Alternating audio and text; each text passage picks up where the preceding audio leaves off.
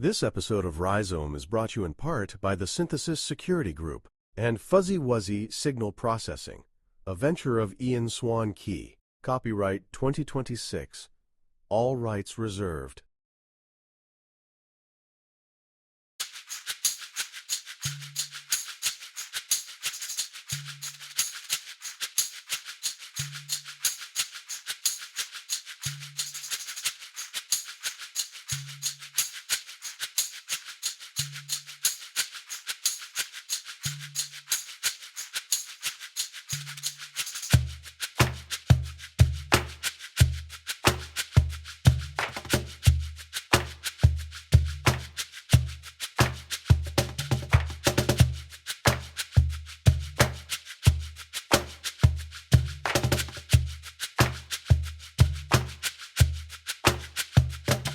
Welcome to This Explainer. So I want you to think for a second about your absolute favorite martial arts training montage. You're probably picturing our hero, totally drenched in sweat, pushing themselves to the literal breaking point, all while some incredible 80s synth track just blasts in the background.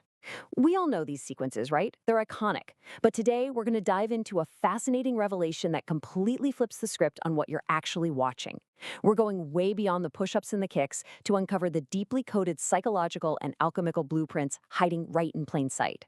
As you'll see, the classic martial arts training montage is actually a profound visualization of Jungian psychology. Now, you might be wondering, what does this actually mean? Well, what's really interesting here is that the rigorous, honestly downright torturous training we see on screen isn't just about building muscle or throwing a faster punch. If we look closely, it's a battle for the soul. The striking imagery of this incredibly harsh master and a suffering student isn't just a vehicle to get us to some cool fight choreography. It's a living canvas for psychological integration. Just contrast the extreme physical pain you see in these scenes with the invisible internal struggle it actually represents. This is the story of the human spirit reclaiming its own sovereignty, putting the mind back in charge of the body through relentless, grueling effort. To break this all down, we're going to move through 5 specific stages of transformation. We'll start with the unformed animal impulse, move into the Jungian crucible, trace the Peking opera lineage, see how it evolved from the Shaw brothers to Kill Bill, and finally arrive at the alchemy of mastery. All right, let's jump right into Section 1, the unformed animal impulse, looking specifically at the monkey and the ego. To really appreciate the transformation our hero is about to undergo, we have to establish their baseline. At the start of the journey, the student is essentially a walking, talking manifestation of the Jungian shadow. Think of the monkey archetype here, like a toddler throwing a massive tantrum in a grocery store. It's pure, unadulterated survival energy. Sure, it has incredible physical agility and volume, but it's totally lacking in direction, restraint, or any kind of ethical intent.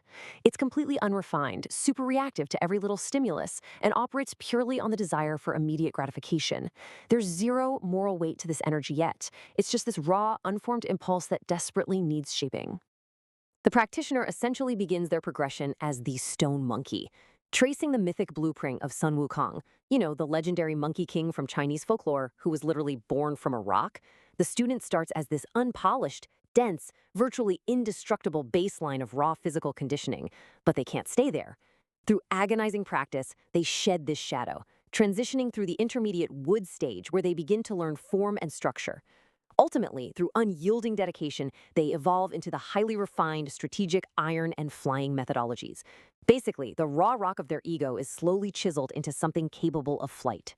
Which brings us right into Section 2, the Jungian crucible and the mirror of the master. Have you ever noticed that the absolute deadliest person in any classic martial arts film usually looks like they could be knocked over by a stiff breeze? It's a brilliant paradox, and it perfectly illustrates the Jungian archetype of the wise old man. In this cinematic language, the master is frequently depicted as deeply aged, physically broken, or even crippled. They possess this immense internal wisdom, a flawless tactical blueprint, and a profound spiritual center. Yet importantly, their physical vessel is totally compromised.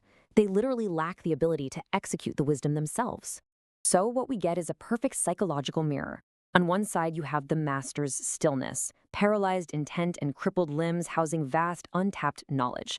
On the other side, we have the student's labor, youthful vitality and explosive raw muscle, but entirely lacking direction or purpose. The master projects his lost physical agency onto the eager form of the student, while the student essentially provides the functional limbs to carry out the master's intent. It's really beautiful. They're two halves of a complete psyche trying to find union. Because true mastery is a collaborative rebirth. The sensory reality of this phase is, frankly, absolutely agonizing. It's carrying heavy water buckets up 1,000 stone steps until your shoulders scream, or punching a wooden post until your knuckles bleed. But this extreme physical suffering acts as a psychological forge. Every single painful correction, every time the student is knocked into the dirt, it interrupts their mindless loop of animal instinct. Through this intense, metaphorical crucible, the ego is just exhausted. The chaotic beast is systematically broken down, not just to build muscle, but to forge conscious willpower.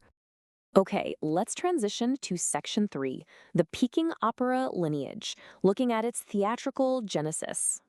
To really appreciate why this cinematic language feels so universally profound, we have to look back at how this psychological friction was first translated into a visual medium. Long before film cameras captured a punch on screen, this aesthetic DNA was forged in the theaters of the Peking opera. Performers trained in wushu not for practical self-defense, but purely for theatrical expression. Movement wasn't about functional survival or winning a bar fight. It relied on a strict taxonomy of codified symbolic gestures. Every sweep of a sleeve or stamp of a foot was designed to communicate a complex moral state. Violence on stage was never just raw destruction. It was elevated into this rhythmic ballet of good versus evil. It is genuinely awe-inspiring to map the evolution of this kinetic grammar. It starts with the grand theatrical genesis of Peking opera in the late 19th century. From those historic stages, it gets transported into the industrial crucible of Hong Kong's cinematic golden age with the Shaw brothers in the 1970s. And finally, it travels across the globe, arriving at a brilliant postmodern synthesis in Western cinema, perfectly crystallized in Quentin Tarantino's Kill Bill in 2003. This is a visual language that has survived and thrived across centuries. And that leads us perfectly into Section 4, Shaw Brothers to Kill Bill, exploring the industrial and postmodern eras of this genre.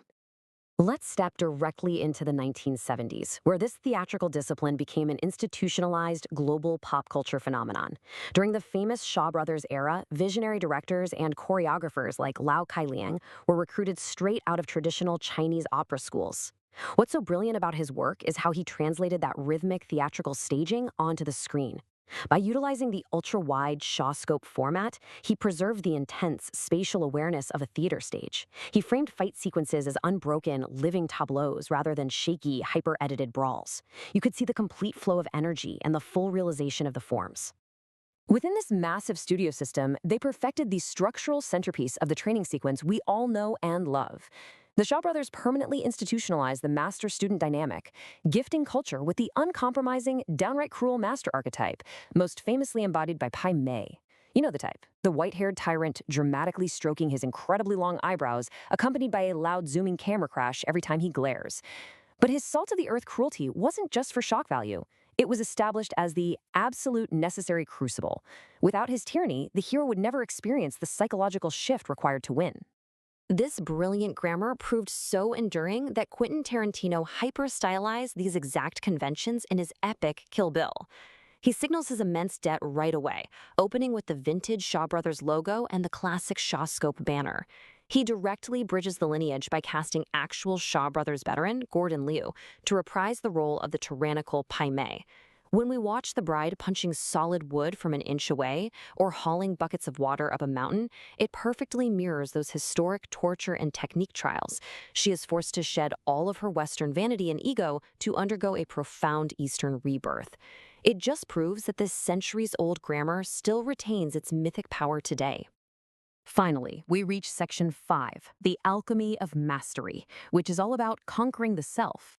This is where the journey resolves, where the endless stairs have been climbed and the madness of the monkey is completely alchemized.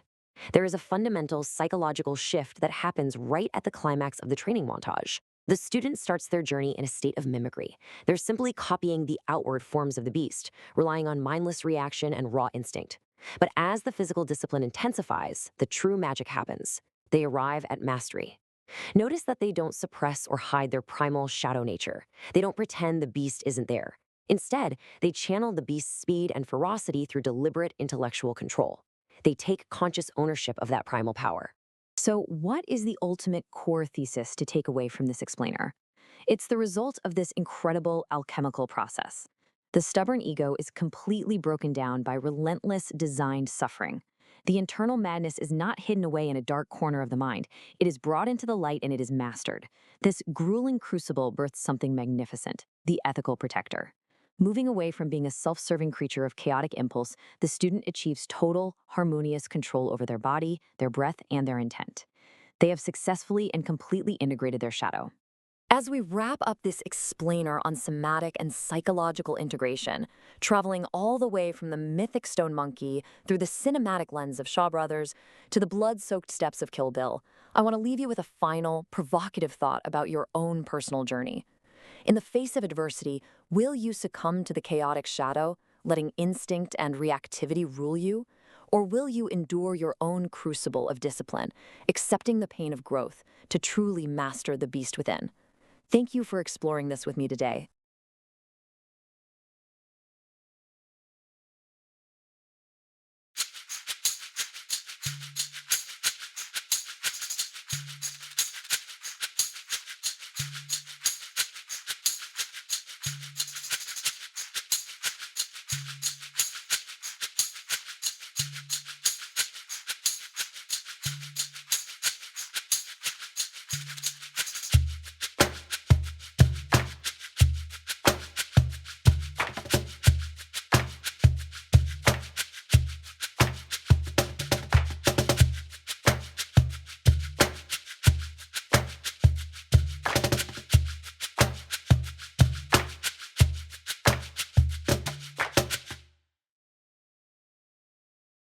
Now available exclusively on Amazon Kindle eBooks, Rhizome Summer 2026, a collection of essays, Rhizome Fall 2026 Book 2.